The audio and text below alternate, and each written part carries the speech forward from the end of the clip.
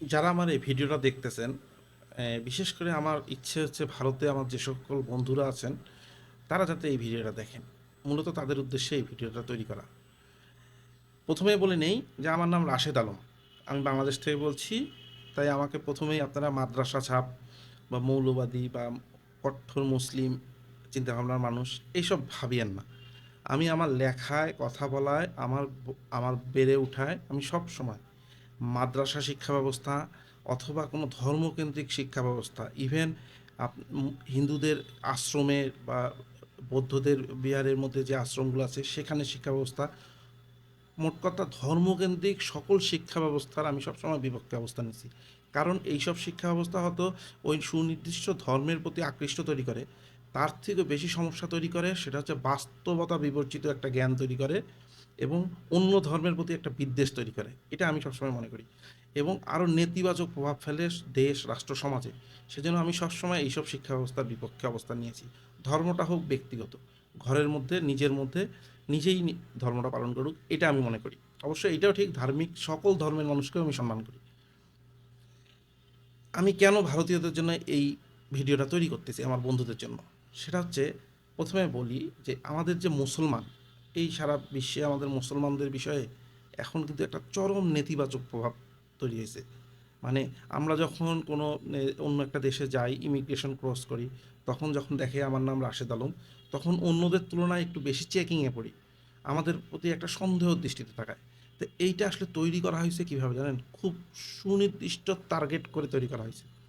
এটার যদি আমি মানে ইতিহাস টানি তাহলে অনেক লম্বা হবে, তবে রিসেন্ট ইতিহাস নিয়ে টানলেও কিন্তু অনেক কিছু বোঝা যায়।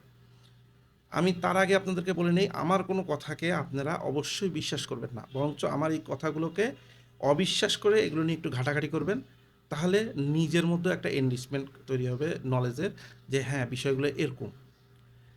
দেখেন, মুসলমানদের যখন পতন, মানে যেটা হচ্ছে ইমেজের পতনটা শুরু হওয়ার ইতিহাসটা কিন্তু খুব বেশি পুরনো না। এই 1974 সালে যখন পেট্রো ডলারের চুক্তিটা হয় হেনরি কিসিঞ্জারের সাথে, এ, সৌদি আরবের রয়্যাল ফ্যামিলির, এই পেট্রো ডলারটা যখন মধ্যপ্রাচ্যে চালু হয়, যখন বলা হয় যে এই যে এখন থেকে তেলের লেনদেন সব হবে হচ্ছে ডলারে, এরপরেই কিন্তু মধ্যপ্রাচ্যে ফোকাসড করে হচ্ছে আমেরিকার গোয়েন্দা সংস্থা সিআইএ এবং ইসরায়েলের গোয়েন্দা সংস্থা মোসাদ। এবং মধ্যপ্রাচ্যে কিন্তু তখন থেকেই ওদের মধ্যপ্রাচ্যের রাজনীতি, মধ্যপ্রাচ্যের অর্থনীতি সব কিছুতেই ধীরে ধীরে ধীরে ধীরে কিন্তু সিআইএ এবং মোসাদরা ঢুকে যায় বা হস্তক্ষেপ করা শুরু করে বা প্রভাব বিস্তার করা শুরু করে। সেখান থেকেই কিন্তু 2000 সালে যে টুইন টাওয়ারে হামলা, নভেম্বরের 9 তারিখে 2000 সালের, সেখানে বলা হলো আফগানিস্তানের লাদেন সেই হামলার সাথে জড়িত এবং সেখানে একটা মুসলমানকে জড়ানো হলো এবং অবশ্যই কাজটা তারা করছে। কিন্তু এই লাদেনকে তৈরি করছে কিন্তু আমেরিকা। যখন রাশিয়াকে আফগানিস্তান থেকে সরাবে, তখনকার যে এই এই গ্রুপটা, এই গ্রুপটাকে তালেবানদেরকে তৈরি করছিল হচ্ছে আমেরিকা। তাদেরকে দিয়ে যখন রাশিয়াকে তাড়ানো শেষ, এবার শুরু করলো হচ্ছে মুসলমানদের বিষয়ে একটা নেতিবাচক অবস্থান তৈরি করা সকলের মধ্যে। এই টুইন টাওয়ারে হামলা হলো।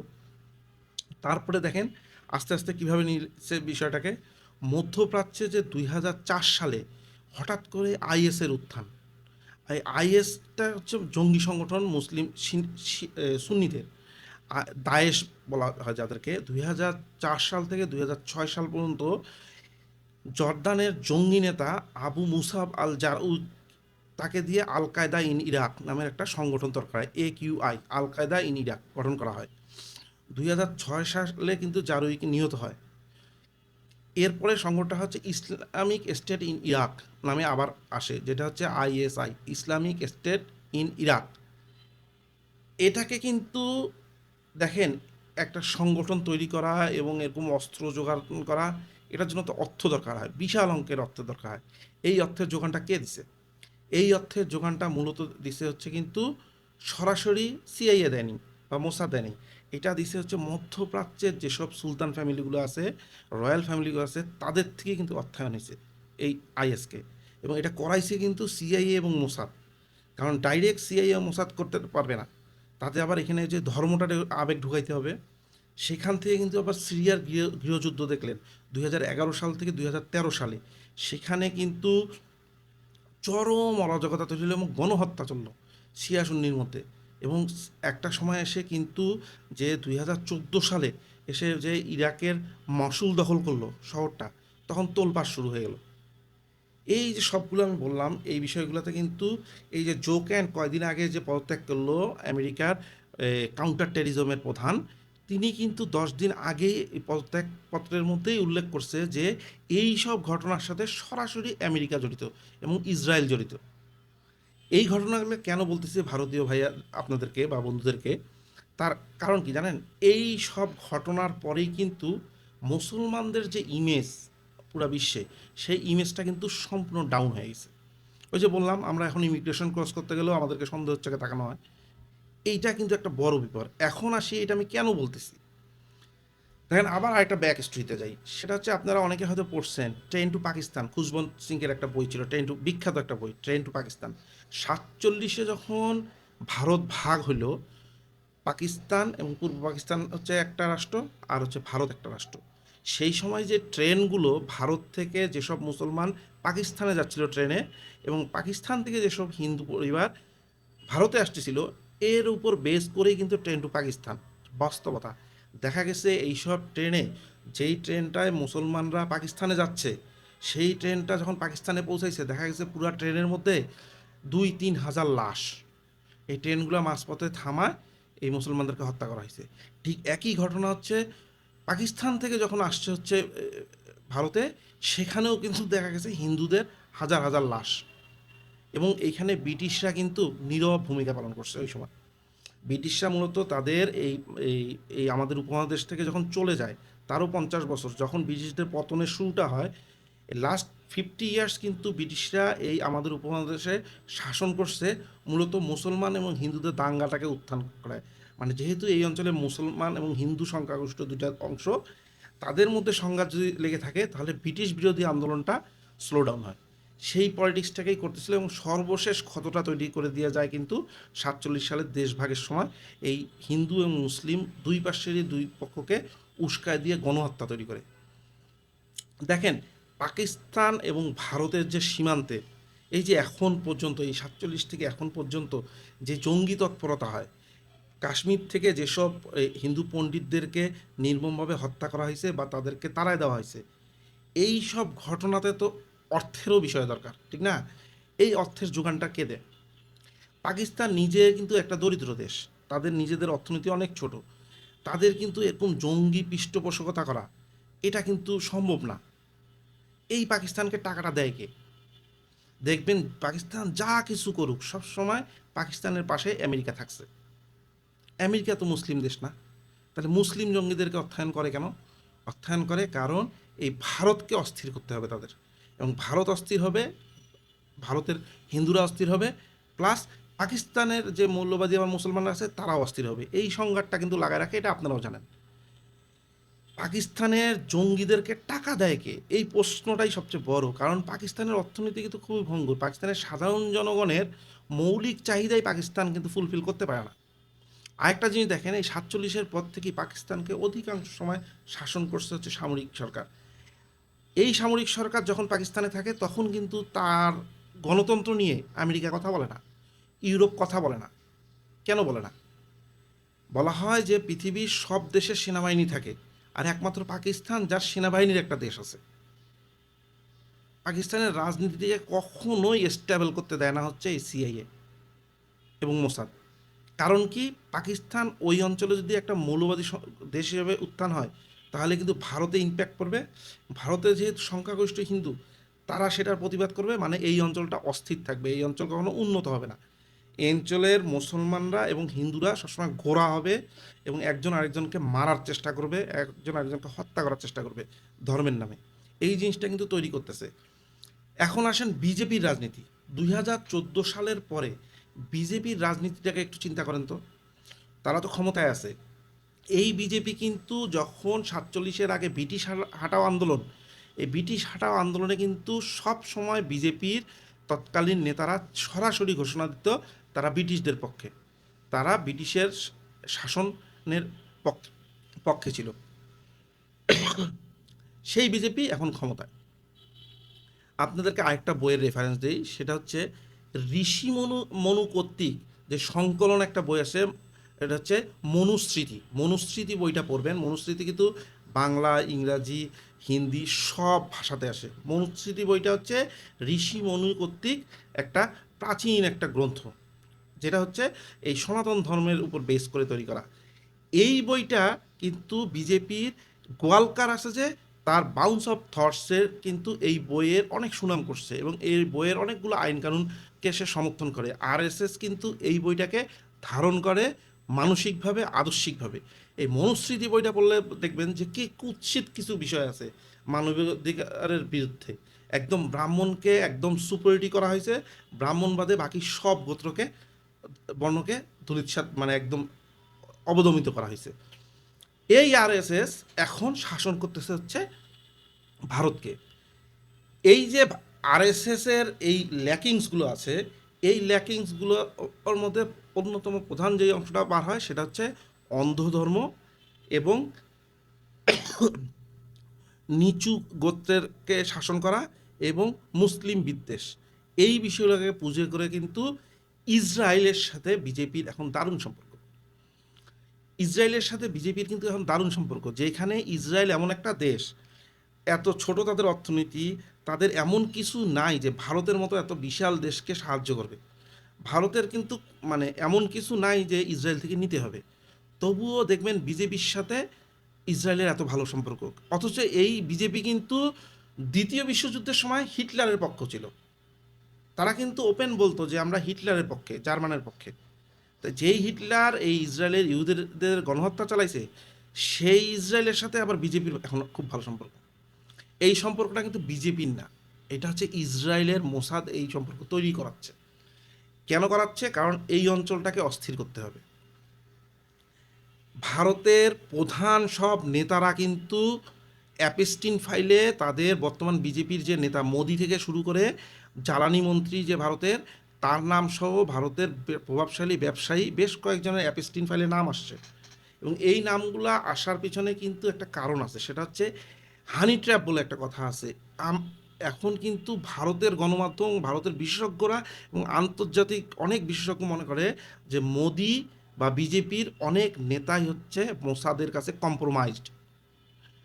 মোসাদের কাছে কি পরিমাণে কম্প্রোমাইজড এটা বুঝেন যে, যেই প্যালেস্টাইনের পক্ষে সবচেয়ে বেশি আওয়াজ তুলতো আগে ভারত, এটা জানেন আপনারা? আপনারা এটা জানেন যে প্যালেস্টাইনের মুসলমানদের যেই অধিকার, সেটার পক্ষে সবচেয়ে জোরালো আওয়াজ এক সময় ছিল ভারতের।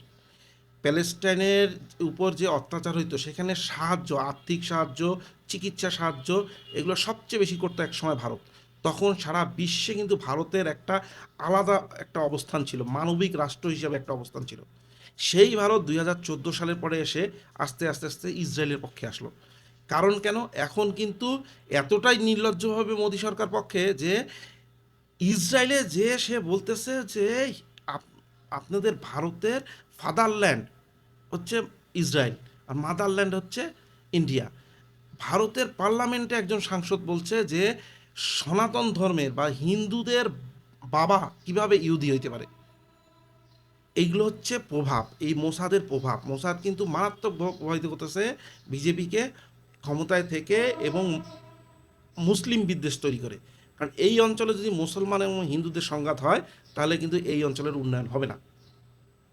এটা মাথায় রাখবেন। কারণ 2010 সালের পরে শিকাগো ইউনিভার্সিটির অধীনে একটা সার্ভে হয়েছিল, সেটা হচ্ছে ভবিষ্যৎ অর্থনীতি কোন দিকে যাবে, বিশ্বের অর্থনীতি শাসন করবে কারা। সেখানে কিন্তু 20টা ইউনিভার্সিটির বড় বড় স্কলাররা ওই গবেষণায় ছিলেন। তারা বলছে ভবিষ্যৎ অর্থনীতি হচ্ছে এশিয়ায় এবং বিশেষ করে সাউথ এশিয়ায়। সাউথ এশিয়া মানে হচ্ছে ভারত কেন্দ্রিক। ভারত এবং তার প্রতিবেশী দেশ যে বাংলাদেশ, শ্রীলঙ্কা, নেপাল, ভুটান, পাকিস্তান, এরা সবাই মিলে হচ্ছে ভবিষ্যতের অর্থনীতি শাসন করবে, হয়তো আর 50 বছর পরে। এখানেই বড় সমস্যা। এইখানেই চায় যে আমাদের বাংলাদেশ, ভারত, এরা পাকিস্তান, এরা এই ধর্ম নিয়েই পড়ে থাকুক।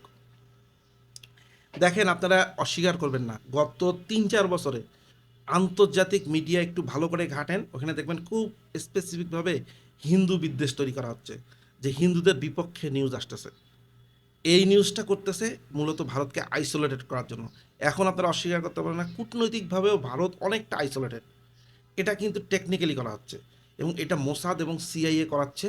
এই যে কম্প্রোমাইজ বিজেপির যেসব নেতা অ্যাপেস্টিনির সাথে জড়িত তাদেরকে ঘাত ধরায় করা হচ্ছে। আর একটা জিনিস মনে রাখেন, যেদিন যুদ্ধ হবে, এই যে ইরানে হামলা চালাইলো 28 তারিখে, ফেব্রুয়ারি 28 তারিখে, ঠিক 26 তারিখে মোদির, আপনারা ঘেটে দেখবেন নিউজ মিডিয়াতে, মোদির ইসরায়েলে যাওয়ার কোনো কথাই ছিল না। সেই মোদি কিন্তু জরুরি ভিত্তিতে গেল। কোনো তার যে ফরেন ট্রিপের যে শিডিউল থাকে যে কোনো একটা প্রধানমন্ত্রীর, সেই শিডিউলে মোদির ইসরায়েলে যাওয়ার কথাই ছিল না। সেই মোদি বাধ্য হয়ে ইসরায়েলে গেল দৌড়ায়। ইসরায়েলে তাকে কতগুলো পদক টদক সম্মান দিল, যেই সম্মানগুলোর আদৌ কোনো ভ্যালু নেই। দিয়ে যেহেতু মোদি একটা ফেম সিকার, তাকে দিয়ে কিন্তু বলাইলো যে ইসরায়েলের পক্ষে সবসময় আমরা থাকবো যে কোনো পরিস্থিতিতে। অথচ ইসরায়েল কিন্তু নতুন বন্ধু ভারতের। ভারতের মানে হাজার বছরের পুরনো বন্ধু হচ্ছে ইরান। হাজার বছরের, সেই পার্সিয়ান সভ্যতার পর থেকে হচ্ছে ইরান এবং ভারতের সম্পর্কর অনেক ঐতিহাসিক দলিলপত্র আছে। অনেক, আপনি ঐতিহাসিক বই পড়বেন যে ভারতের সংস্কৃতি এবং পারস্যের সংস্কৃতির অনেক আদান প্রদান আছে। এবং 1994 সালে যখন ভারতে হচ্ছে পারমাণবিক যখন পরীক্ষা চালাইলো, তখন যে নিষেধাজ্ঞা দিছিল, তখন বিশ্বের কোনো দেশ কিন্তু ভারতের পক্ষে ছিল না নিষেধাজ্ঞার কারণে। ভারতের কিন্তু জ্বালানি আমদানিতে খুব সমস্যা হচ্ছিল। তখন ইরান কিন্তু টানা 3 মাস বাকিতে তেল দিয়ে ভারতের অর্থনীতি বাঁচায় রাখছিল। কাশ্মীর ইস্যুতে যখন 57টা মুসলিম দেশ পাকিস্তানের পক্ষে ভোট দেয়, তখন একমাত্র ইরান ভারতের পক্ষে ভোট দিছে। সেই ইরানের বিপক্ষে মোদিকে জোর করে নিয়ে যাওয়া হলো হামলার ঠিক আগের দিন, নিয়ে মোদিকে দিয়ে এই কথা বলানো হলো। মোদি এবং বাধ্য হয়ে এই কথা বললেন। একটা জিনিস লক্ষ্য করবেন, ইসরায়েলের বাইরে এখন কোনো কথা বলতে পারে না। আপনাদের সামরিক বাহিনীর 4 স্টার জেনারেল দেখেন কি বলতেছে। তিনি বলতেছে যে এই যে ইরানের যে জাহাজটা আসছিল, সেই জাহাজটা যখন ভারতের সীমা অতিক্রম করছে, তখন ভারতের সেনাবাহিনী ইসরায়েলকে খবর দিছে ওই জাহাজের লোকেশন। একটা নিরস্ত্র জাহাজের উপর হামলা চালায় 100-র উপর নাবিককে হত্যা করা হয়েছে। ভারতের সেনাবাহিনীর একজন ঊর্ধ্বতন কর্মকর্তাই কিন্তু স্বীকার করতেছে যে এইটার ইনফরমেশন সম্পূর্ণ ইসরায়েলকে দিছে ভারত, যেটা অসম্ভব। ইরানের এত বড় ক্ষতি ভারত করবে? ভারত হচ্ছে ইরানের সবচেয়ে কাছের বন্ধু, ঐতিহাসিকভাবে হাজার হাজার বছরের সম্পর্ক। সেই সম্পর্কটাকে বিজেপিকে দিয়ে নষ্ট করাইলো কিন্তু এই ইসরায়েল। আরেকটা অ্যালার্মিং বিষয় আছে, সেটা আপনাদেরকে বলি। মণিপুরের, তারপরে মিজোরামে, আসামে অস্থিরতা চলতেছে আজকে বছরের পর বছর, কয়েক বছর থেকে। সেই বিষয়ে বিজেপি সরকার কোনো বড় কথা বলে না, মিডিয়াতে কথা বলে না। সেখানে যেসব অস্ত্র উদ্ধার হয়, সেই অস্ত্রগুলো কিন্তু বাংলাদেশের যে সেনাবাহিনী, বাংলাদেশের যে মনে করেন আর্ম ফোর্স, তারা কিন্তু এই অস্ত্র ব্যবহার করে না। আমাদের প্রতিবেশী, আমাদের বাংলাদেশ থেকে যদি ওদেরকে অস্ত্র দেওয়া হয়তো, তাহলে তো বাংলাদেশে যেসব অস্ত্র, সেসব অস্ত্রই পাওয়ার কথা। সেখানে অস্ত্র পাওয়া যায় না কিন্তু চীনের, সেখানে অস্ত্র পাওয়া যায় আমেরিকান, সেখানে অস্ত্র পাওয়া যায় ইসরায়েলের। আপনারা একটু খোঁজ নিয়ে দেখবেন, এটা পাওয়া যাচ্ছে। আরও ভয়ঙ্কর বিষয় কি জানেন, 2005 সালে এসে এই যে মণিপুর এবং মিজোরাম অঞ্চলের 10টা গোত্র নিজেদেরকে ইহুদি হিসাবে ঘোষণা করে। তারা বলে তারা একসময় তিব্বত চীন হয়ে এই অঞ্চলে আসছে, তারা মূলত ইহুদি। এবং 2005 সালে এসে ইসরায়েল এদেরকে স্বীকৃতি দেয় এবং এখন পর্যন্ত 5,000-এরও অধিক এদেরকে ইসরায়েল তাদের দেশে নিয়ে গেছে, সেখানে নাগরিকত্ব দিছে, যেটাকে বলা হয়েছে এই হিব্রু ভাষায় আলিয়া। এই যে স্থানান্তর, এটাকে বলা হয় আলিয়া। এটা কিন্তু অনেকটাই ওই ইতিহাসের পুনরাবৃত্তি। ইসরায়েলের দেশটা গঠন হয়েছে তখনও কিন্তু বিভিন্ন যেখান থেকে ইহুদিদেরকে নিয়ে আসছে এবং তারা তাদের জায়গা তৈরি করছে। এটা একটা প্রেক্ষাপট তৈরি করা, ভবিষ্যতে যাতে এই মণিপুর এবং মিজোরামে যদি কখনো ভারতকে ভাগ করা যায়, সেখানে যাতে নতুন আরেকটা ইহুদি রাষ্ট্র তৈরি করা যায়, তার একটা স্ক্রিপ্ট তৈরি করা হচ্ছে। এবং আশ্চর্যজনক বিষয় হচ্ছে এই 10টা গোত্রের যেসব গ্রাম আছে, সেখানে ভারতের সেনাবাহিনী পর্যন্ত প্রবেশ নিষিদ্ধ, এবং সেটা ভারতের বর্তমান বিজেপি সরকার করতেছে। এটা আপনারা একটু ঘাটেন, আপনারাও পেয়ে যাবেন। আমি কেন এইসব কথা বলছি একজন বাংলাদেশি হিসাবে? দেখেন, আমাদের স্বীকার করি না করি, যারা অস্বীকার করে তারা হয়তো জেদের বসে করে। এই যে আমাদের সাউথ এশিয়া, দক্ষিণ এশিয়া, এখানে গার্জিয়ান তো আলটিমেটলি ভারত। আমাদের সব দেশগুলোর সর্ববৃহৎ এবং সবচেয়ে লার্জেস্ট যাদের জনসংখ্যা, এই ভারতের রাজনীতিতে যদি অন্ধ ধর্মটা যত বেশি প্রচার হবে, প্রতিষ্ঠা পাবে, সেটার ইম্প্যাক্ট কিন্তু আমাদের বাংলাদেশে এসে পড়বে। ভারতে যখন মুসলমান হিন্দু চরম আকার নিবে, সেটার ইম্প্যাক্ট কিন্তু আমার বাংলাদেশে এসে পড়বে। সেটার ইম্প্যাক্ট কিন্তু শ্রীলঙ্কায় পড়বে, সেটার ইম্প্যাক্ট কিন্তু নেপালে পড়বে, সেটার ইম্প্যাক্ট কিন্তু ভুটানে পড়বে। আবার এদিকে পাকিস্তান তো কম্প্রোমাইজ হচ্ছে সিআইএ এবং মোসাদের সিআইএর কাছে।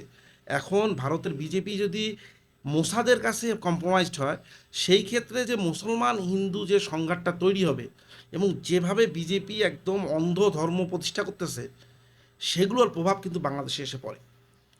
বিজেপি এটাকে তার নির্বাচনের কাজেও কিন্তু লাগাচ্ছে। যেমন আপনাদের পশ্চিমবঙ্গের মমতা ব্যানার্জিও কিন্তু একবার বলছে যে যখনই নির্বাচন আসে তখন দেখা যায় বাংলাদেশের সংখ্যালঘুর উপর নির্যাতন বেড়ে যায়। এবং আমি অস্বীকার করব না, এবং আমি স্বীকার করি, এবং আমি আমার ফেসবুক লেখাতে, বিভিন্ন লেখাতে আমি সবসময় প্রতিবাদ করি বাংলাদেশের সংখ্যালঘুর উপর নির্যাতন নিয়ে। কিন্তু এইটার ব্যাপকতা তৈরি করার পিছনে কিন্তু একটা বড় অংশে দায়ী যেমন বাংলাদেশের উগ্র মুসলিম চিন্তাভাবনার মানুষরা, তেমনি এটাকে আরও জায়েজ করে দেওয়া হচ্ছে ভারতে যে বিজেপি সরকারের অন্ধ হিন্দুত্ববাদ। এই দুইটা ম্যাচ করেই কিন্তু একটা বড় সংঘাতের পরিবেশ তৈরি করা হচ্ছে আমাদের এই অঞ্চলে। মোসাদ এবং সিআইএর ভবিষ্যৎ টার্গেট হচ্ছে ভারত। আপনারা যেভাবেই নেন, আপনারা নিজেরাই ঘাটেন, আপনারা একটু পড়াশোনা করেন, আন্তর্জাতিক মিডিয়া দেখেন কোন দিকে নেওয়া হচ্ছে এই অঞ্চলের রাজনীতিকে। এই অঞ্চলের রাজনীতিকে এমনভাবে নেওয়া হচ্ছে যাতে ভারত খণ্ড বিখণ্ড হয়। শুনেন, বাংলাদেশের কিছু ওই যে বইপোর কিছু কথাবার্তা বলে কিছু নেতা, 7 সিস্টার দখল করবো, হ্যান করবো। বাংলাদেশের 99%, 99.99%-এর কোনো আগ্রহই নেই এই বিষয়ে। এটা পলিটিক্যাল একটা রেটরিক তৈরি করে, ভোটের কারণে হ্যান করে, ভারত বিদ্বেষ তৈরি করে। ভারত বিদ্বেষের বিষয়ে আমি আরেকটা মানে একদম চেষ্টা করব যে নিরপেক্ষ একটা ভিডিও করতে, সেটা পরের বিষয়। কিন্তু এগুলোকে কিন্তু সবগুলোকে তৈরি করা হচ্ছে খুব প্ল্যান করে, খুবই প্ল্যান করে। যেমন মুসলমান ধর্মকে আন্তর্জাতিক বিশ্বে একদম ডাউন করা হয়েছে ইমেজ, এখন কিন্তু টার্গেট হচ্ছে হিন্দু। আপনাদেরকে সাময়িকভাবে মনে করতেছেন যে আপনাদের অনেক উত্থান হচ্ছে, তা না, আপনাদের পতনের রাস্তায় নিয়ে যাওয়া হচ্ছে মূলত। আন্তর্জাতিক মিডিয়া দেখেন, ভালো মতন ঘাটাঘাটি করেন। আমার এই ভিডিওতে আমি যেসব কথা বললাম কোনটা মিথ্যা কোনটা সত্য নিজেরা যাচাই বাছাই করেন। যদি কোনো মিথ্যা কথা বলে থাকি তাহলে উল্লেখ করে দিবেন, ওইটা তাহলে আমি জাস্টিফাই করতে না পারলে আমি সরি জানাবো। কিন্তু মোসাদের মূল উদ্দেশ্যই হচ্ছে বিজেপিকে দিয়ে ভারতকে খণ্ড বিখণ্ড করা। এবং ভারতের বিজেপি যেহেতু অনেকগুলো মোদি সহ বেশ কিছু নেতা কম্প্রোমাইজড বাই অ্যাপস্টিন ফাইল, সেই কারণে কিন্তু এখন ভারতের সরকার ইসরায়েলের আজ্ঞাবহ একটা সরকারে পরিণত হয়েছে। ইসরায়েল ভারতে কোনো অবস্থানই ছিল না এক সময়। মানে এটা একটা হাস্যকর, ভারতের মতন একটা বৃহৎ রাষ্ট্র ভবিষ্যতে পরাশক্তির পথে হাঁটতেছে, তারা এই পুচকে ইসরায়েলের কথা শুনতেছে, ইসরায়েলের মতাদর্শে সিদ্ধান্ত নিচ্ছে। এটা কিন্তু হিউজ অ্যালার্মিং। আমাদের মুসলমানদের ইমেজ নষ্ট করে ফেলছে এই মোসাদ এবং সিআইএ মিলে। এবং আমাদের মধ্যপ্রাচ্যের ধনী দেশগুলোর যে বাদশাহ আছে বা সুলতান ফ্যামিলিগুলো আছে বা রয়্যাল ফ্যামিলি আছে, তারা তাদের যে বদ অভ্যাসগুলো আছে, তারা যে ক্যারেক্টারলেস মানে ক্যারেক্টার, সেটাকে পুঁজি করে মুসলমানদের ইমেজ নষ্ট করছে পৃথিবীতে। এখন হিন্দুদের ইমেজ নষ্ট করার জন্য কাজ শুরু করছে এই বিজেপির মাধ্যমে। ধন্যবাদ। ভালো লাগলে এটা শেয়ার করবেন, অথবা নিজেরা একটু ঘাটাঘাটি করবেন যে আসলে এই বিজেপিকে দিয়ে ভারতকে বিনাশ করার রাস্তায় হাঁটতে হচ্ছে এই মোসাদ বা ইসরায়েল।